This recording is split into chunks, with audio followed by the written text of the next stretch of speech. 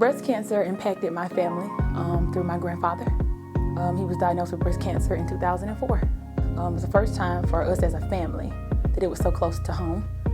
By being breast cancer, it was rare because he was a man.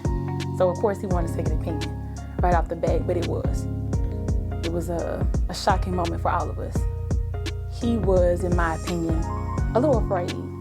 He did have that procedure to have all the cancerous tissues removed. He was open to doing that. They did prescribe him like a chemo pill to take after, preventative measures, things like that, but he refused it. The first thing he said was, I don't want to be a guinea pig.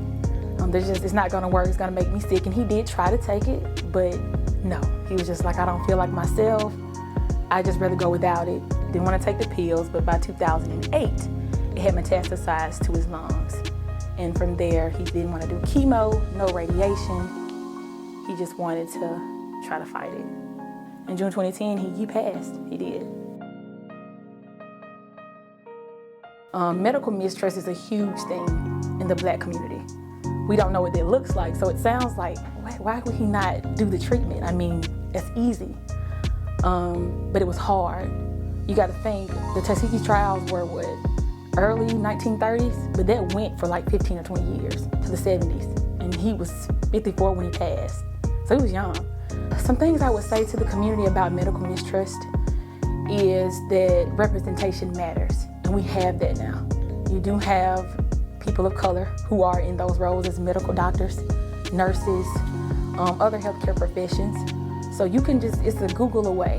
If you want to honestly just say, I want to sit down with someone who looks like me and shares my lived experiences to talk about this. Starting out, the way we kind of, I guess, a remembrance for him, some kind of memorial for him, we would get together, of course, family, and just Facebook posts, calling each other, good memories, because he was a comedian. He took nothing serious. He was full of jokes. That's normally what we would do. But this October, I actually do get married. I tie the knot. And it's going to give my whole entire family a new meaning for October. Of course, we're still going to recognize him in some way. I know I had a little bouquet pin I got made that I'm going to wear on my bouquet with his face on it. But we're going to try to remember him there in a small way still, but it gives us a new memory. I feel like if my grandfather would have taken the advantage of having preventative medications, even though he had something prior, he would have been given the chance to see the other side. But I feel he would have at least known I tried, because near the end he did have a lot of regret. And I think he was thinking to himself, maybe I could have tried it, but it was kind of too late. So don't wait. If it's something you can pursue, do some research, try it, actually stick with it. You can always turn around, but you can't walk through a door that you closed already. It's hard to do. I think my grandfather would be proud. He joked a lot, don't get me wrong. So he would probably be like, who think you are, Nancy Grace, something like that. But I know that he would be proud of what I'm doing. I think he would agree with me that he was afraid, but I think he would also say I would have tried something new if I just didn't worry about, this is what I know, this is what's familiar. I think he would have went an extra step. I do. But I do plan on participating in Food Truck Friday. One, I love food, but I think it still ties it all back in. It's what we would do.